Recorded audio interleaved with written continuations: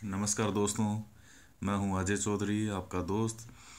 आपके सामने एक फिर से एक नया वीडियो लेकर के आया हूं फिलोसॉफी का।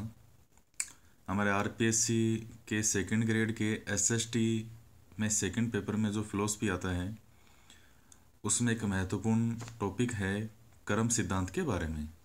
ये नीति मीमांसा के अंदर आता है और हमारा ये टॉपिक यूजीसी नेट सेट के सभी जो स्टूडेंट हैं उनके लिए समान रूप से लाभदायक है। ये देखिएगा, इसमें से निश्चित रूप से एक क्वेश्चन आने की संभावना है और अगर आप इसको 10-15 मिनट अभी ध्यान से सुनेंगे तो बहुत कम संभावना है कि आपका एक क्वेश्चन गलत हो जाए। देखिए दोस्तों, नीति मीमांसा के अंतर्गत आता है कर्म सिद्धांत। कि नीति मीमांसा क्या होता है? नीति मीमांसा में कर्मों का अध्ययन किया जाता है कि हमें कौन सा कर्म करना चाहिए, कौन सा नहीं करना चाहिए, किस कर्म का क्या फल होता है, क्या कर्म को करने से उसका फल मिलता है या नहीं मिलता है तो किस जन्म में मिलता है, क्या इसी जन्म में मिलेगा या अगले जन्म में मिलेगा। तो इस तरह की बहुत सी बातें हैं कर्म के बारे में जो हमें इसमें पढ़नी होती हैं। देखिए, दो महत्वपूर्ण चीज़ें हैं। कर्म सिद्धांत के अनुसार भारतीय ऋषि ये कहते हैं कि ये दो बातें कभी नहीं हो सकती। कौन सी दो बातें? कृत प्रनाश और अकृताभ्युपगम। पहली है कृत प्रनाश और दूसरी है अकृताभ्युपगम। कृत प्रनाश का शाब्दिक अर्थ होता है, कृत का मतलब होता है किया हुआ और प्रनाश का मतलब होता है नष्ट हो जाना, अर्थात किए हुए कर्म का फल नष्ट हो जाए। कृत का मतलब किया हुआ और प्रनाश का मतलब होता है नष्ट हो जाना।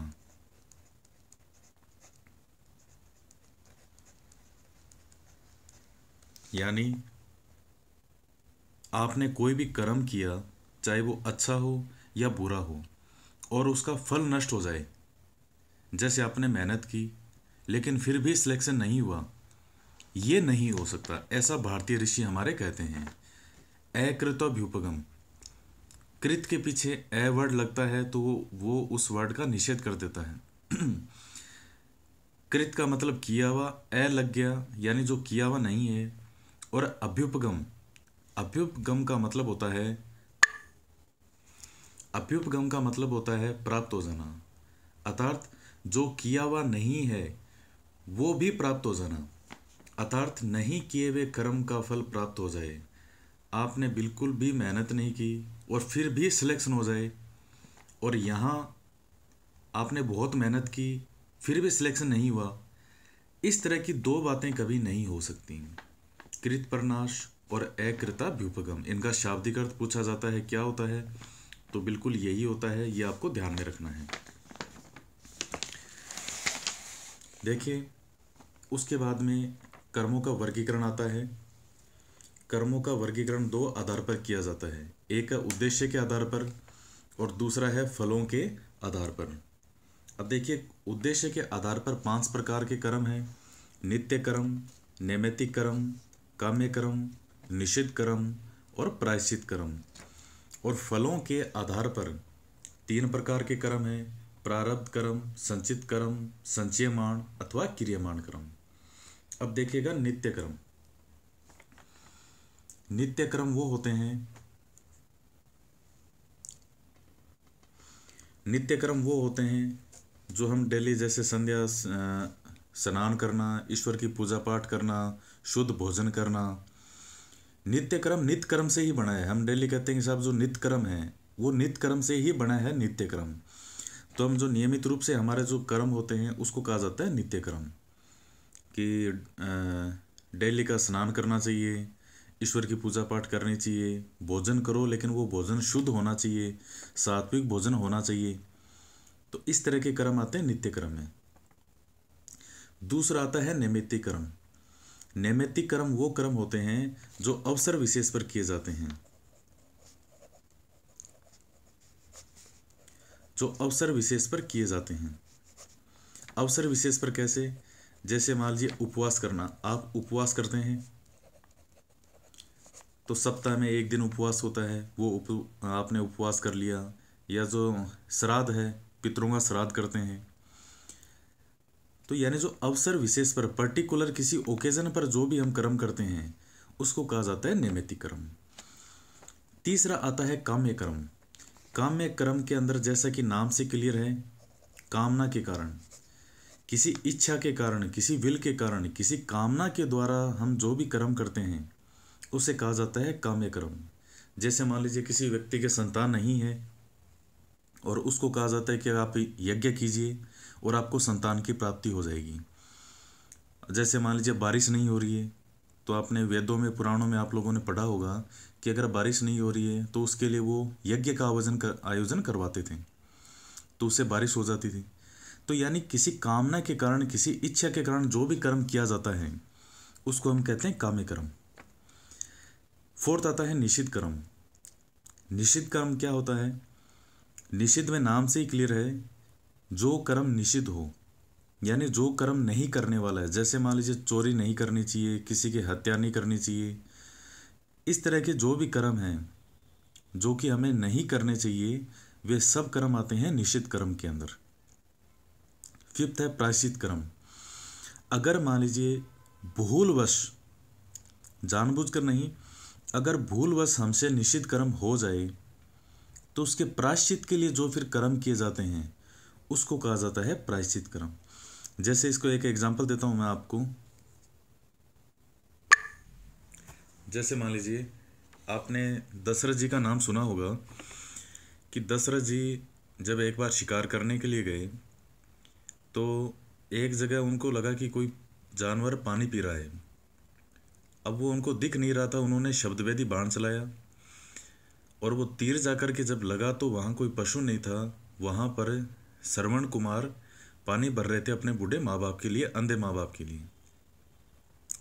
अब वहाँ देखिए उनके हाथों श्रवण कुमार की हत्या तो हुई है, लेकिन वो उन्होंने जानबूझकर नहीं किया। तो अब उस कर्म का प्रायश्चित क्या हो सकता है? उसका प्रायश्चित ये है कि ऐसा नहीं है कि आपने एक यज्ञ करवा लीजिए और आपके पाप सारे धुल जाएंगे। अब उसका प्रायश्चित ये है कि श्रवण कुमार जो अपनी जिम्मेदारी अपने बूढ़े अंधे माँ बाप के लिए निभा रहा था, वो जिम्मेदारी अब आप निभाइए। हालांकि उनको अवसर नहीं मिला इस चीज़ का, क्योंकि श्रवण कुमार के पीछे हाथों हाथ उनके जो माता पिता थे उन्होंने भी अपने प्राण त्याग दिए थे। तो भूलवश कोई निश्चित कर्म हो जाए उसके लिए जो उपाय किए जाते हैं वो आते हैं प्रायश्चित कर्म के अंदर। ये हो गए हमारे उद्देश्य के आधार पर कर्म। अब देखिए फलों के आधार पर 3 प्रकार के कर्म हैं। ये बहुत ज़्यादा महत्वपूर्ण है, इनमें से बहुत क्वेश्चन पूछता है वो, इनको टारगेट बहुत करता है। देखिए पहला आता है प्रारब्ध कर्म। प्रारब्ध कर्म वो होते हैं वे कर्म जो हमारे द्वारा किए जा चुके हैं और जिनका फल हमें मिलना प्रारंभ हो चुका है।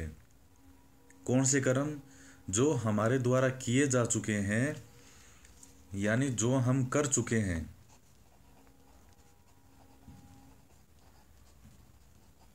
वे कर्म जो हम कर चुके हैं और जिनका फल मिलना प्रारंभ हो चुका है। इसका एग्जाम्पल के रूप में आप देखिएगा, जैसे मान लीजिए एक घड़ा है, इस घड़े में ये जैसे मान लीजिए इसमें आपके कर्म हैं, आपके कर्म यहाँ स्टोर होते गए, यानी आपने कर तो दिए और उसका फल मिलना प्रारंभ हो चुका है। जैसे इस घड़े से पानी बाहर निकलना प्रारंभ हो गया है, ये घड़ा भर चुका है, यह आता है प्रारब्ध कर्म। दूसरा है संचित कर्म। इसमें नाम से ही क्लियर है कि वे कर्म जो हम कर चुके हैं लेकिन उनका फल अभी संचित है, उसका फल मिलना हमें अभी प्रारंभ नहीं हुआ है। तो कब मिलेगा? भविष्य में हमें इसका फल मिलेगा। देखिए प्रारब्ध कर्म और संचित कर्म में मेन डिफरेंस क्या है? इन दोनों के अंदर समानता तो ये है कि ये दोनों ही कर्म हमारे द्वारा किए जा चुके हैं, लेकिन प्रारब्ध कर्म के अंतर्गत हमें फल मिलना प्रारंभ हो चुका है और संचित कर्म के अंतर्गत अभी तक हमें इसका फल मिलना प्रारंभ नहीं हुआ है। जैसे मान लीजिए किसी को कहते हैं कि तेरे पापों का घड़ा अभी भर रहा है, जिस दिन फूटेगा उस दिन फूटेगा, यानी अभी तक उसके कर्म संचित होते जा रहे हैं और उसका फल मिलना अभी उसको प्रारंभ नहीं हुआ है, भविष्य में फल मिलेगा। तीसरा आता है संचयमान अथवा क्रियमाण कर्म। देखिए दोस्तों, संचयमान कर्म या क्रियमाण कर्म नाम से क्लियर है, ये वो कर्म है जो मनुष्य अभी वर्तमान में कर रहा है। संचयमान या वर्तमान क्रियमाण कर्म कौन से हैं? जो मनुष्य कर्म वर्तमान में कर रहा है। तो फिर इसका फल कब मिलेगा? इसका फल भी उसको भविष्य में मिलेगा, क्योंकि जो वर्तमान में कर रहा है उसका फल अभी मिलने का तो सवाल ही नहीं उठता। जो वर्तमान में कर रहा है फल मिलेगा भविष्य में। ये है संचयमान, और इसमें से वो क्वेश्चन बहुत ज़्यादा पूछता है, तो आप इसको अच्छे से ध्यान में रखिएगा। देखिए फिर से देखिएगा, प्रारब्ध कर्म वे कर्म जो हम कर चुके हैं और जिनका फल हमें मिलना प्रारंभ हो चुका है।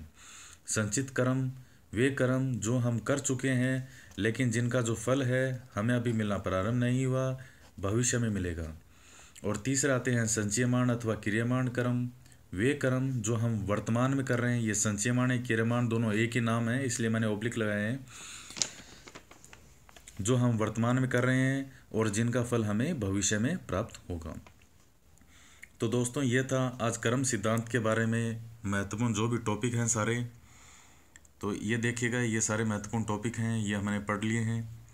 और नेक्स्ट वीडियो में आपसे फिलोसफी से रिलेटेड फिर से नए वीडियो में डालूंगा इसमें।